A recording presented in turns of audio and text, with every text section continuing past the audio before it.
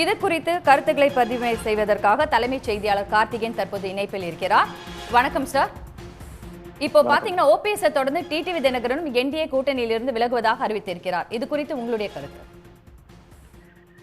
ஓரிரு தினங்களுக்கு முன்புதான் நான் எந்த கூட்டணியில் இருக்கிறேன் என்பதை நாங்கள் தெளிவுபடுத்துவோம், டிசம்பரில் தெளிவுபடுத்துவோம் என்று சொல்லி வந்த திரு டிடிவி தினகரன் இன்று வெளிப்படையாகவே நாங்கள் தேசிய ஜனநாயக கூட்டணி பிஜேபி தலைமையிலான என்டிஏவிலிருந்து வெளியேறிவிட்டோம் என்பதை பிரகடனப்படுத்தியிருக்கிறார்.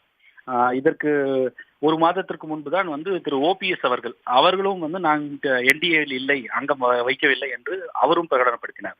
ஸோ இது அப்பட்டமாக அதிமுக பாஜகவினுடைய தேர்தல் யுக்திக்கு முற்றிலும் எதிராக இரண்டு முக்கியமான கட்சிகள், அதாவது அதிமுக பாஜக கூட்டணியை புதுப்பிப்பதற்கு முன்பாக ஒரு சில சிறிய கட்சிகள், உதிரி கட்சிகள் என்று சொல்லக்கூடிய கட்சிகள், பாஜகவோடு தொடர்ந்து செயல்படக்கூடிய கட்சிகள், தமாக மூப்பனார் அணி அவர்களை தவிர்த்து மற்ற எல்லா கட்சிகளையும், மற்ற சிறு கட்சிகளை தவிர்த்து இந்த இரண்டு பேரும் தான் ஒரு நோட்டபிள் லீடர்ஸ் சொல்லலாம். அதாவது பரிச்சயமான மக்களோடு மிகவும் செல்வாக்கு உள்ள தலைவர்கள் திரு டிடிவி தினகரன் அவர்களும், அதே போல முன்னாள் முதலமைச்சர் ஓபிஎஸ் அவர்களும் தான்.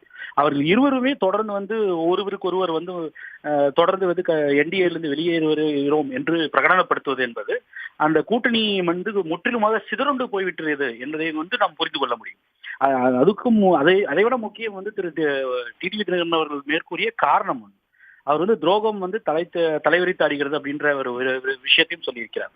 அப்போ அதுல இருந்து நிச்சயமாக இவர் வெளியேறியதற்கான காரணம் இபிஎஸ் அவர்கள் தான் என்பதை நாம் புரிந்து கொள்ள முடியும். ஏன்னா பாஜகவோடோ இல்லது பாஜகவினுடைய தலைவர்களோடோ துரோகம் என்று சொல்லும் அளவிற்கு டிடிவி தினகரனுக்கோ அல்லது திரு ஓபிஎஸ் அவர்களுக்கோ எந்த ஒரு பிரச்சனையும் கிடையாது, அவர்களுக்குள் எந்த ஒரு பிணக்கும் கிடையாது. தொடர்ந்து இவர்கள் இணைந்து செயல்படுவதில் இருக்கக்கூடிய சிக்கல் திரு இபிஎஸ் தலைமையிலான அதிமுக மட்டும்தான். இவர்களை ஏதோ ஒரு விதத்தில் குறைந்தபட்சம் டிடிவி தினகரனையாவது அனுசரித்து போவார் திரு இபிஎஸ் அவர்கள்.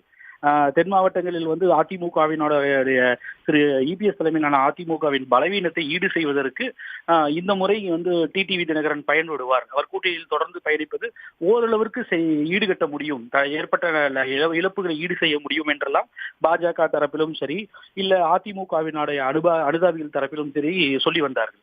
இப்ப அதையெல்லாம் முற்றிலும் பொய்யாக்கும் விதமாக திரு டிடிவி தினகரன் அவர்கள் வெளிப்படையாகவே துரோகம் என்று சொல்லக்கூடிய வார்த்தை என்பது ஏற்கனவே அவர் இதே போன்ற வர்ணனைகளை தான் வைத்துதான் திரு இபிஎஸ் அவர்களை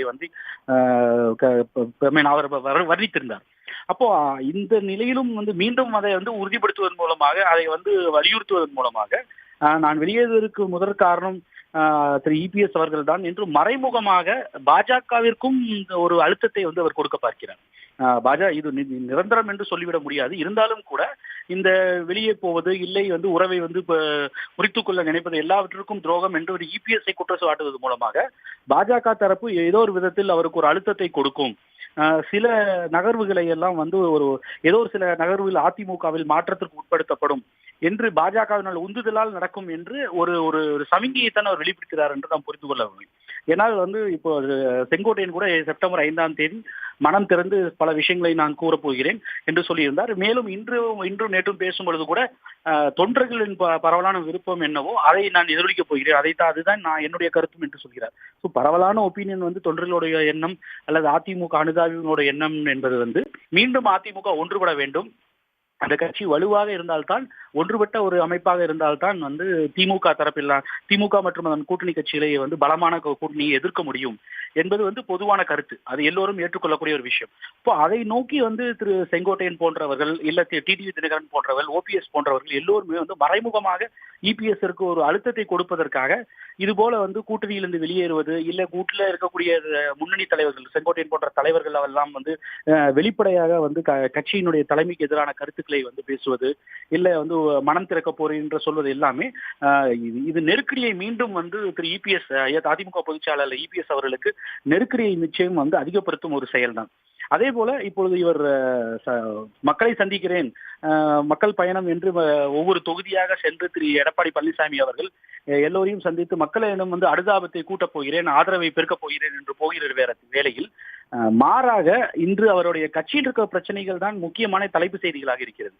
அப்போ நீங்க அவர் போய் ஒரு பக்கம் ஆளும் திமுக அரசுக்கு எதிராக விமர்சனம் வைப்பதற்கு பதிலாக இப்போ நான் நடக்கக்கூடிய விஷயங்கள் செய்திகளில் வந்து அரசியல் மைய நீரோட்டத்தில் இருக்கக்கூடிய தலைப்பு செய்தியாக இருக்கக்கூடியது என்னென்று பார்த்தால், அதிமுகவில் உள்ள இருக்கக்கூடிய தலைவர்களையும் இபிஎஸ் ஆல் வந்து சரி செய்ய முடியவில்லை. கூட்டணியில் இருந்தக்கூடிய பாஜகவோடு நட்புறவோடு இருந்த கட்சிகளை கூட வந்து தக்க வைப்பதற்கு எடப்பாடி சிக்கலாக இருக்கிறார் என்று அவருடைய ஒரு பிடிவாத போக்குதான் காரணமாக இருக்கிறது என்று எல்லா சுற்றுப்பயணம் மேற்கொண்டு தன்னை முதலமைச்சராக முன்னிறுத்துவதற்கு பெரிய செலவுகளை செய்து பெரிய அளவிற்கு ஆட்களை படைபலத்தை திரட்டக்கூடிய இபிஎஸ்க்கு ஒரு பெரிய அரசியல் சிக்கலாக இப்போது உருவெடுத்திருக்கிறது. இப்போ மக்களை சந்திப்புக்கூடியவருக்கு ஓட்டு கேட்பதை தவிர்த்து விட்டு இப்பொழுது பாஜகவிடம், அதுவும் இன்று வந்து பாஜக தேசிய தலைமையில் வந்து திரு அமித்ஷா அவர்கள் தலைமையில் வந்து டெல்லியில் கூடி அவர்கள் கட்சியில் இருக்கக்கூடிய உட்கட்சி பிரச்சனை, தமிழ்நாட்டில் இருக்கக்கூடிய உட்கட்சி பிரச்சனை குறித்தெல்லாம் விவாதித்திருக்கிறார்கள் இன்று டெல்லியில். அதே வேளையில் இங்கு அதிமுகவிலும் உட்கட்சி பிரச்சனை இவ்வளவு பெரிதாக இருக்கிறது, கூட்டணியிலும் பெரிய சிக்கல் இருக்கிறது என்பது வந்து தெள்ள தெளிவாக தெரிகிறது. அப்போ இரண்டாவது கட்சி வெளியேற்றம், ஏற்கனவே அதிமுக இருக்கக்கூடிய மூத்த தலைவர் வந்து ஒரு போர்க்கொடி, அதே போல வந்து பாஜகவில் வந்து உட்கட்சி பூசல் வந்து தேசிய தலைமை தலையிட்டு சமரசம் செய்ய வேண்டிய அளவிற்கான சில ஒரு நிலைமை, இதெல்லாம் பார்க்கும் பொழுது அதிமுக பாஜக கூட்டணி என்பது வந்து ஒரு பெரிய ஒரு சிக்கலுக்கு உள்ளாகி இருக்கிறது என்பதை மட்டும் மிக தெளிவாக தெரிகிறது. இவர்கள் மக்கள் எண்ண ஓட்டத்தை வென்றெடுப்பதற்கு பதிலாக மாறாக இப்பொழுது அவர்களுக்குள் இருக்கக்கூடிய பிரச்சனைகளை சரி செய்வதே வந்து இவர்களுக்கு பெரிய தலையாய கடமையாக இப்ப இருக்கிறது. இதுதான் நம்ம இதுல வந்து புலப்படுகிறது. இதுல இன்னைக்கு நடக்கக்கூடிய விஷயங்களை நினைத்து பார்க்கும் பொழுது. இணைப்பில் வந்து உங்களுடைய கருத்துக்களை பகிர்ந்தமைக்கு நன்றி கார்த்திகேயன். உடனுக்குடன் செய்திகளை தெரிந்து கொள்ள சன் நியூஸ் பெல் ஐகானை கிளிக் பண்ணுங்க.